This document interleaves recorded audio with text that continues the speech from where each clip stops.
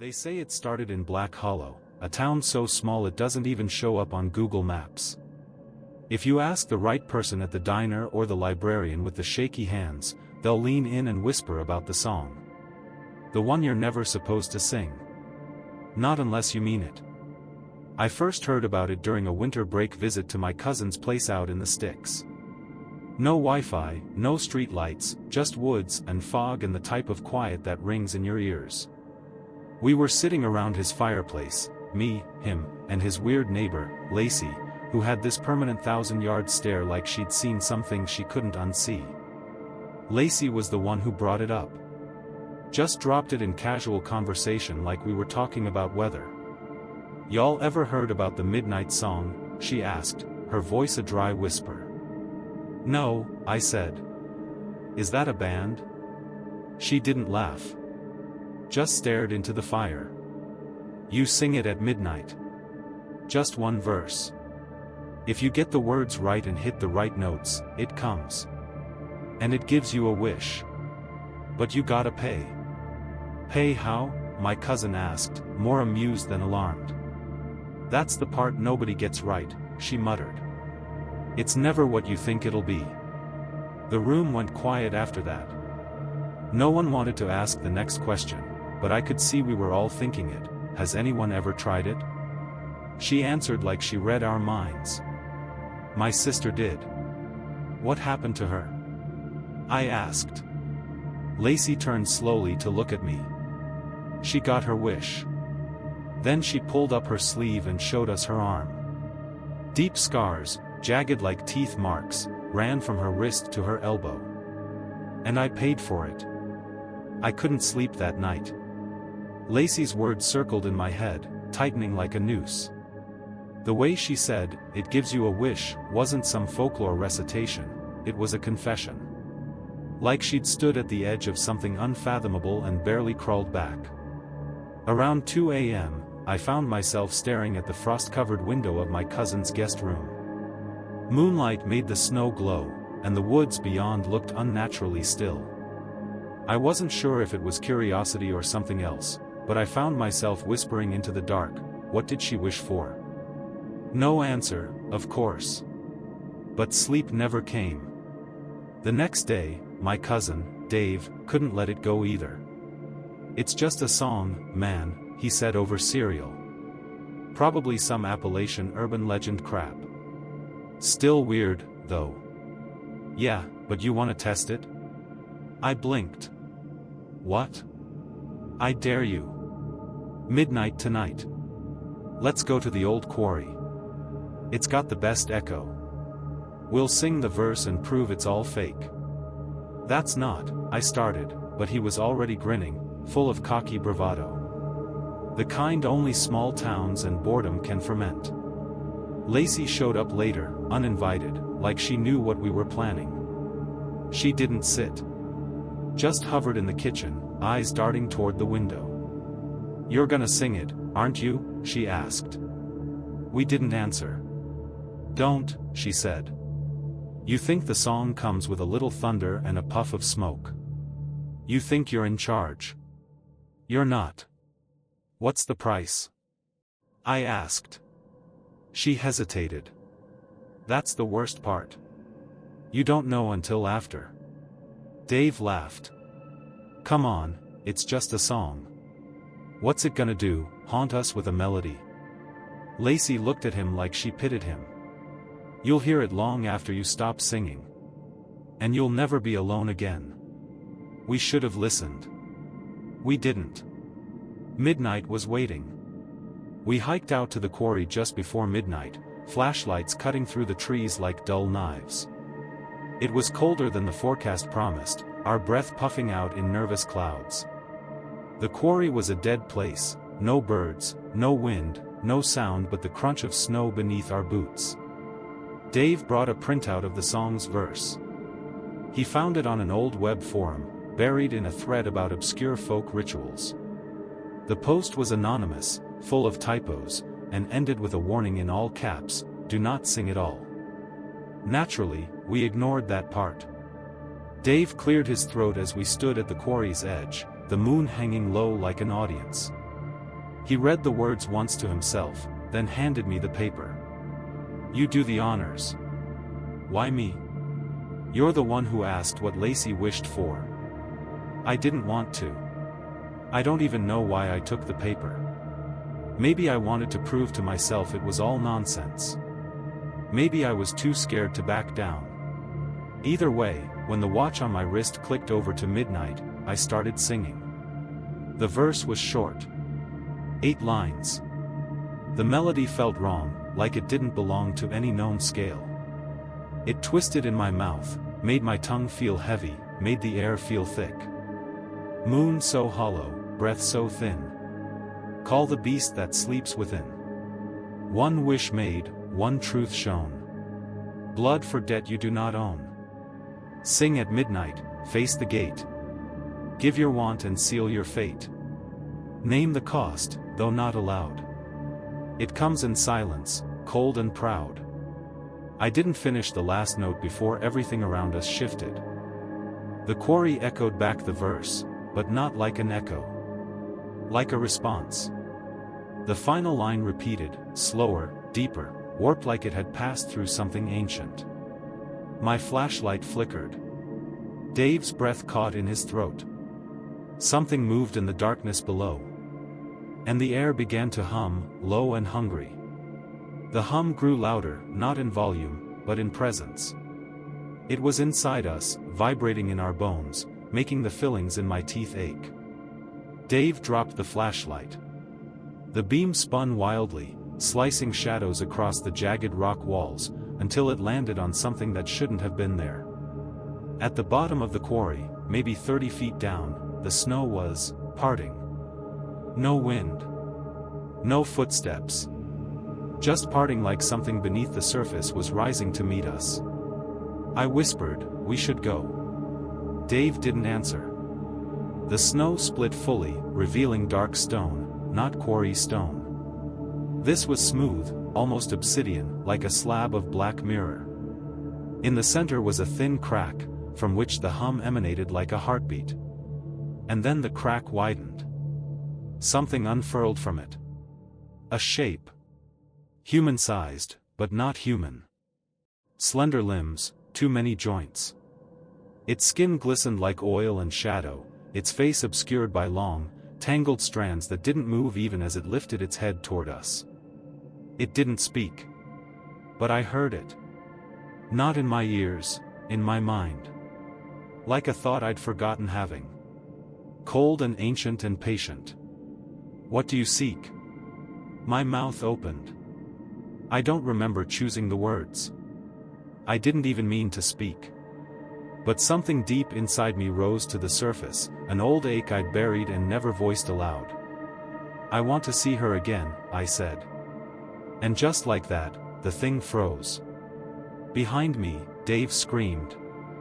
I turned just in time to see him drop to his knees, clawing at his chest. He coughed violently, something black and thick dripping from his mouth. The sound it made when it hit the snow, it wasn't liquid. It was writhing. The creature in the quarry tilted its head. Slowly. Deliberately. As if considering. "Wish granted," the voice said. And then everything went black. I woke up in my cousin's truck. Engine idling, heater on full blast, snow steaming off the hood. My hands were trembling, the song still echoing in the hollows of my skull like a fever dream. Dave was in the driver's seat, staring straight ahead. "Dave?" I croaked. He didn't answer. "Dave. Hey." I reached out and touched his arm, and that's when I realized it wasn't trembling. It was twitching. Spasming, like something was crawling under his skin. He turned slowly to face me. His eyes were pitch black, not just the irises, everything. No white. No color. Just void. And he smiled. "I saw it," he said, his voice raw. "I saw what you wished for. What happened to you?" He didn't blink. "It's in me.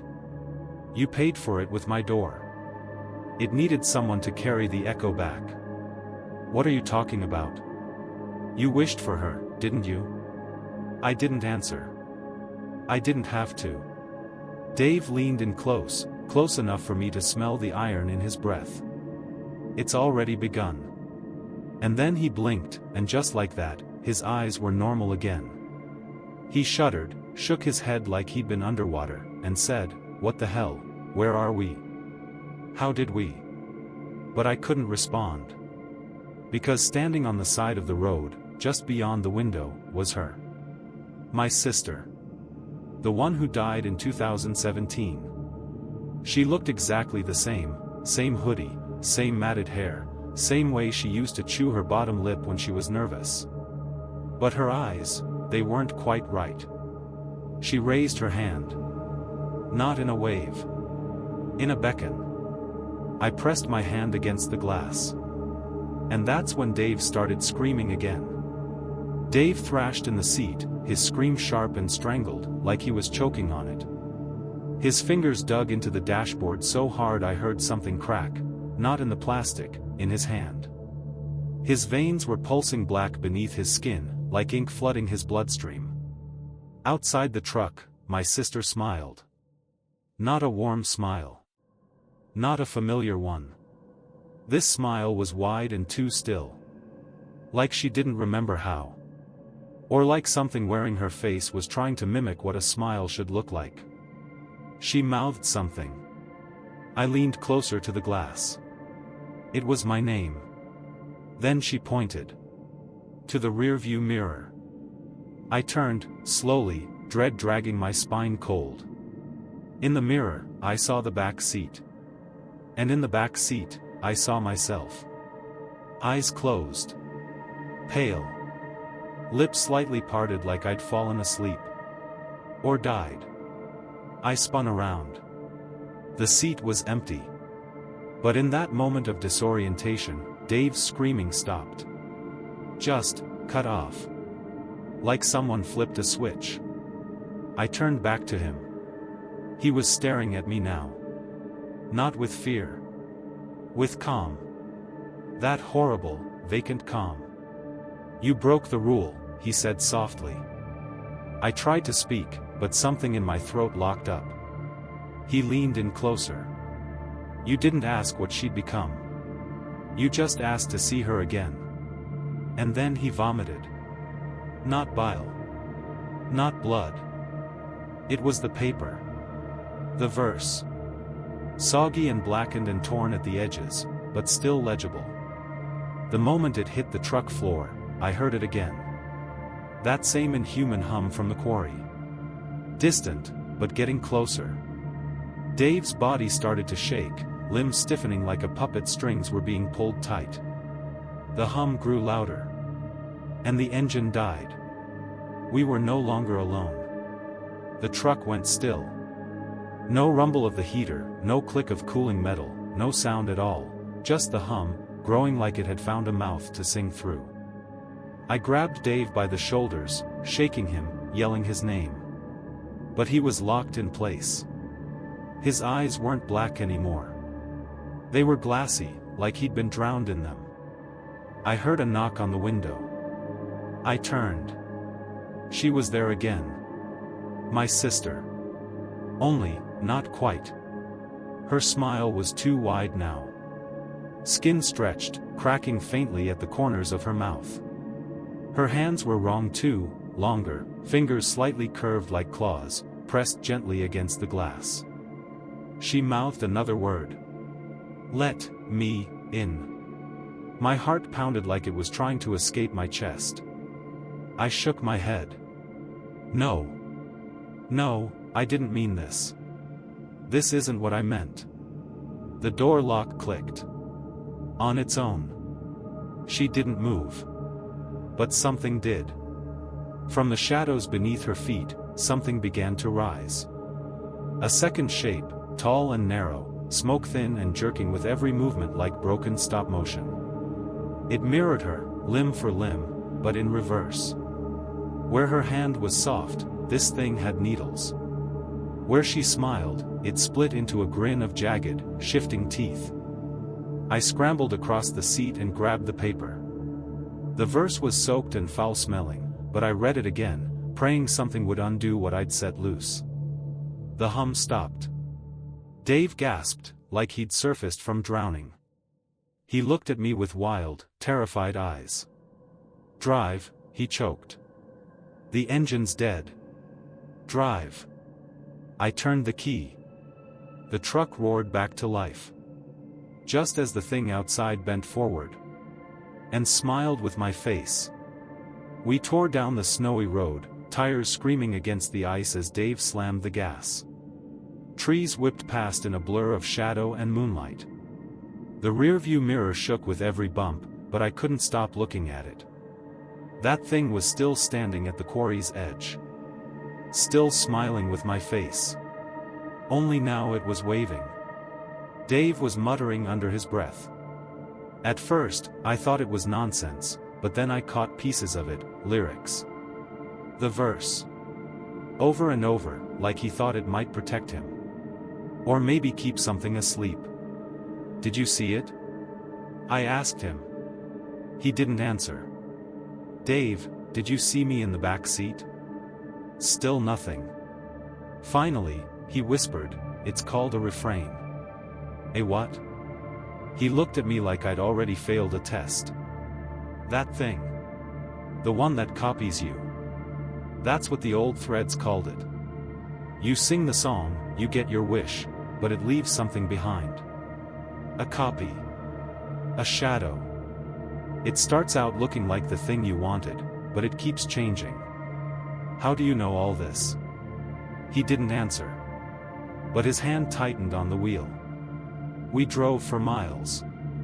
Roads we didn't recognize, turns that didn't exist on any map. The forest closed in, growing tighter, darker. Like it knew we were running.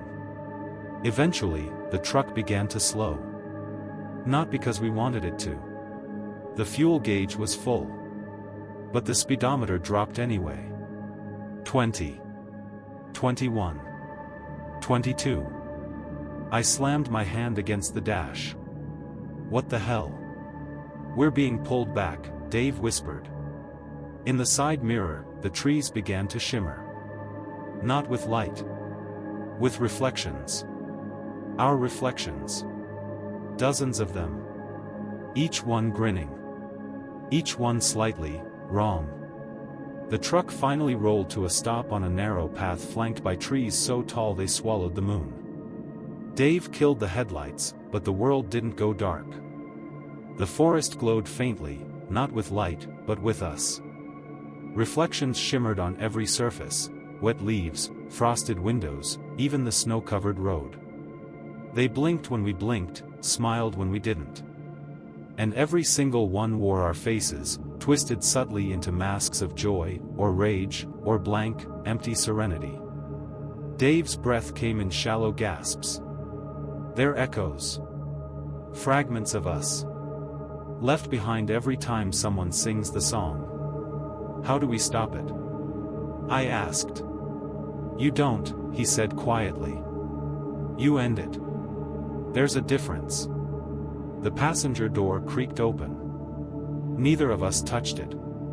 A shape stood outside, my sister again, but wronger than before. Her limbs too long, her spine too curved, her smile split right up to her cheekbones now. She raised her hand, not to beckon this time, but to point behind us. I turned. The rearview mirror was gone. Just vanished. And in its place, something stared back from where it should have been. A hole in the world. A black space that shimmered and shifted and pulsed like a heartbeat. I think, Dave said, voice hollow, that's where it comes from. Then the truck began to shake. Not violently. Rhythmically. Like something breathing beneath it. I looked down. Beneath the floorboards, I saw eyes. Thousands of them. All blinking in unison. All focused upward. All watching. And then a voice whispered from everywhere at once. Wish fulfilled. Debt pending. I couldn't move. Not because I was frozen with fear, though I was, but because I could feel something tightening around my limbs. Not ropes. Not hands. Intention.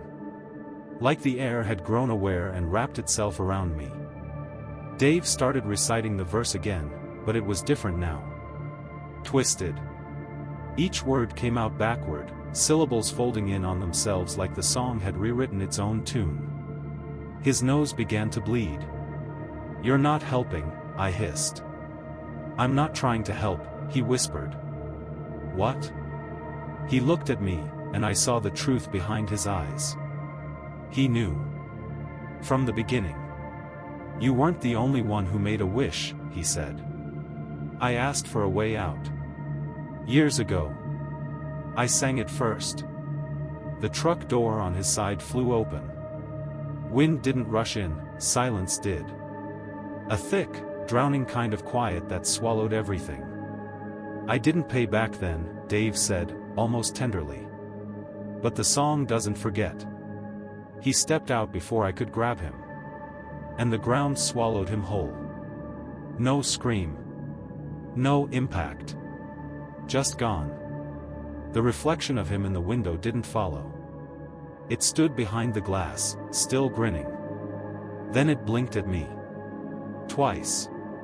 And vanished. I turned back to the forest. My sister, the thing wearing her face, was closer now. Almost touching distance. I could hear her breathing. "You asked for her," it rasped. "You didn't say what version. What do you want?" I whispered. Its head twitched. Cracked. Reformed. "You." And then, as the forest around us pulsed with mirrored laughter and the snow turned black beneath my feet, I realized the wish wasn't just granted. It was binding. I'd asked for her. Now I was hers. The thing that wore my sister's face reached out, and the air around her fingers shimmered like heat off pavement. Her hand didn't cast a shadow. In fact, neither did I. I backed into the truck, heart hammering so hard I could taste blood. The paper with the verse was still on the floor, soaked and ragged, but my eyes caught something new. A ninth line. Written in the same spidery script, like it had only just appeared. "Sing it backward, seal the gate. But lose the self you animate." It was a warning. Or a final choice. Either reverse the song, and shut the door behind me, or stay and become one of them. I looked up. The refrain had stopped moving. Watching me now. Like it knew I'd seen the line. Like it was waiting to see what I'd choose. And from the forest, they came. The other reflections. Dozens of me. Dozens of Dave. Some with mouths sewn shut, some without eyes, some with their heads turned the wrong way but still upright. All humming. The hum. The melody. The song. They were singing it backward. For me. Inviting me to join. I grabbed the verse and began to sing. Not in defiance. In resignation. The way someone prays before stepping into the sea. I sang it backward, syllables scraping the inside of my throat, notes souring into something ancient and raw. As I did, the refrain screamed, not from pain, but from hunger, like it knew the gate was closing. The shadows began to fold inward. The eyes beneath the truck blinked slower. The forest lights faded. But the last note. I couldn't finish it. My voice cracked. The refrain leapt. And everything went white. When the whiteness faded, I was alone. No truck. No forest. Just an endless white space like I'd fallen between moments in time. The verse was gone. My clothes were dry. Even my hands looked off. Too smooth. No scars. No calluses. I wasn't in my body. I looked down at my reflection in the empty floor. It was her. My sister's face stared back at me. I stumbled back, breath caught in my throat, but the reflection didn't mimic me. It stayed still, grinning, like it had been waiting its turn. "You didn't finish the song," it said in my voice. "Where am I?" I demanded. The reflection tilted its head. "Between the wish and the price. The last note decides which one you become." I tried to scream. Nothing came out. "You wanted to see her again," it whispered. "But now she'll see you forever.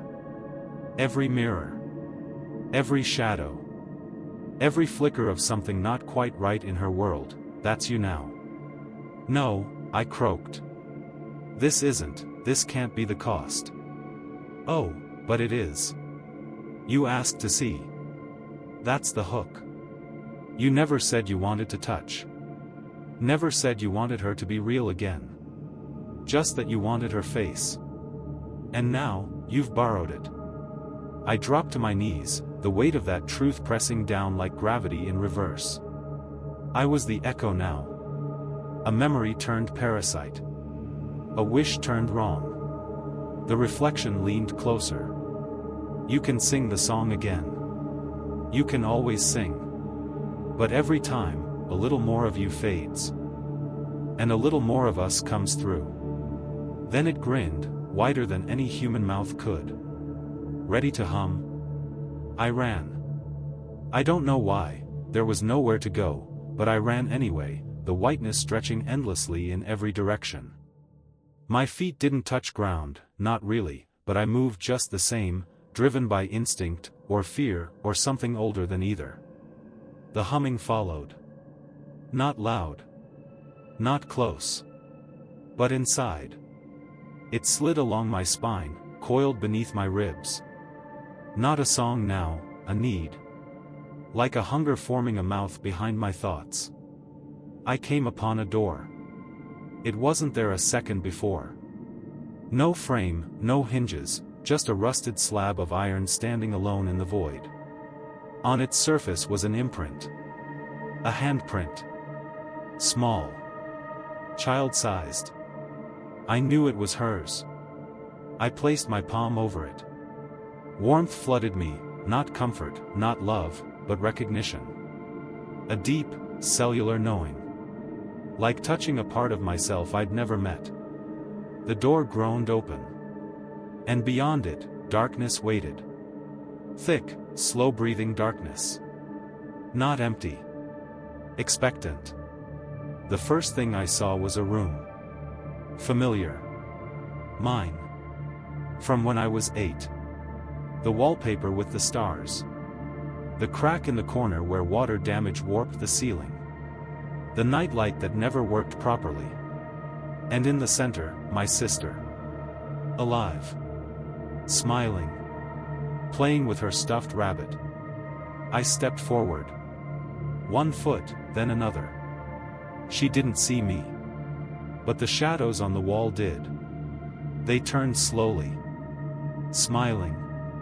Faces like mine. Dozens. All humming. She looked up, sensing something.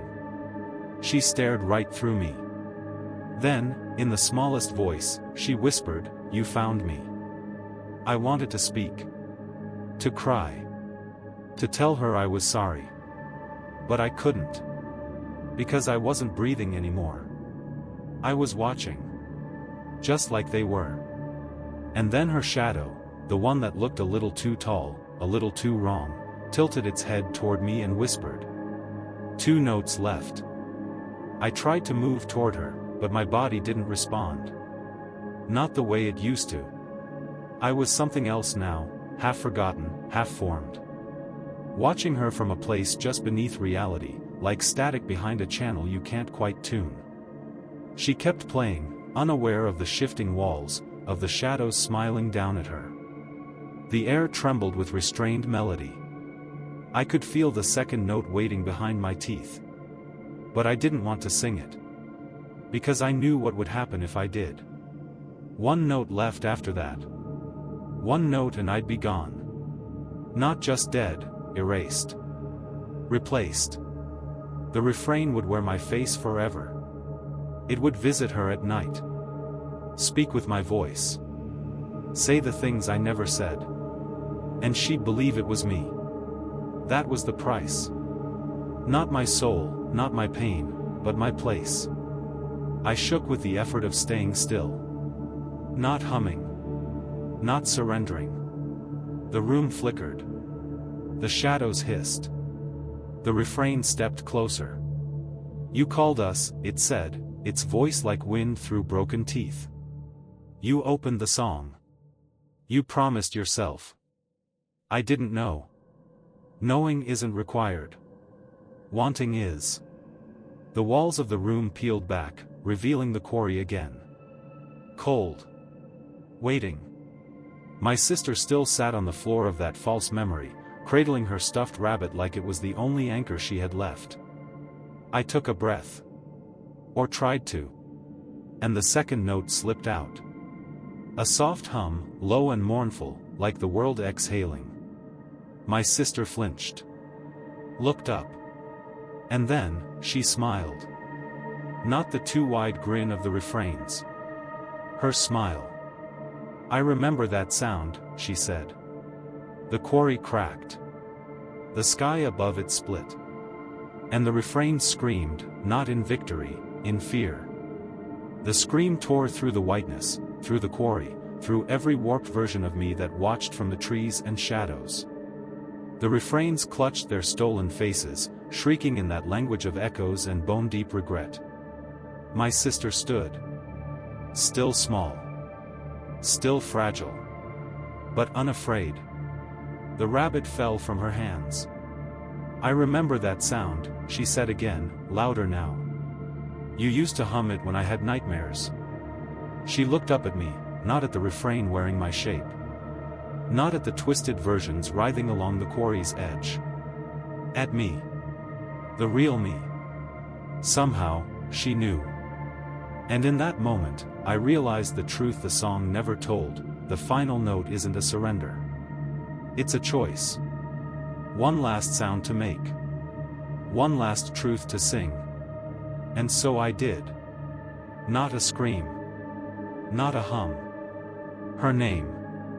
Softly. Gently. Like I used to when I sat by her hospital bed and prayed she wouldn't slip away. And the world shuddered. The refrain collapsed into smoke, folding inward like burned paper. The mirrored trees cracked and shattered. The verse, the quarry, the watchers, all fell into silence. And then, light. Real, warm, golden light. I was back. In the woods. Cold air on my skin. The faint sound of wind in the branches. No truck. No Dave. No footprints but mine. But in my pocket, a small, stuffed rabbit. Worn, but warm to the touch. And on the breeze, her voice. Just one word. Thank you. I never sang again. The end.